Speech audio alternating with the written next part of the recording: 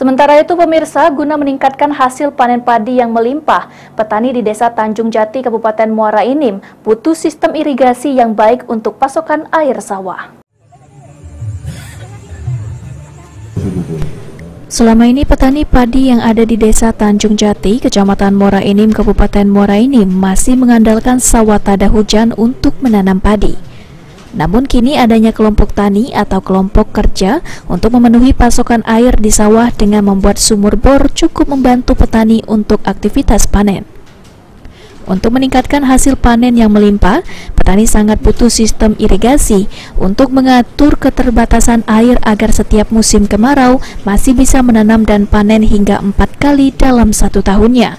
Agustani Pariansyah selaku kelompok kerja Cahaya Bintang meminta pemerintah Kabupaten Muara Enim memberikan solusi akan keterbatasan air untuk mencukupi area persawahan yang ada di Desa Tanjung Jati. Dengan melakukan panen 4 kali dalam setahun bisa menghasilkan gabah kering puluhan ribu ton, sehingga Kabupaten Muara Enim bisa mensukseskan program pemerintah provinsi menjadi lumbung pangan. Satu lagi, bibit varietas unggul. Nah, permasalahan kita di sinilah.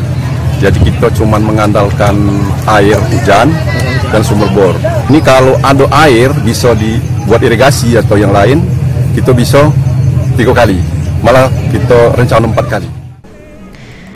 Peningkatan hasil panen sudah dirasakan petani sejak tahun 2019, hanya menghasilkan panen sebanyak 7 ton.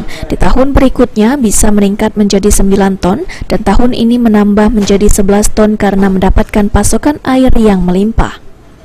Mardiansyah, PAL TV.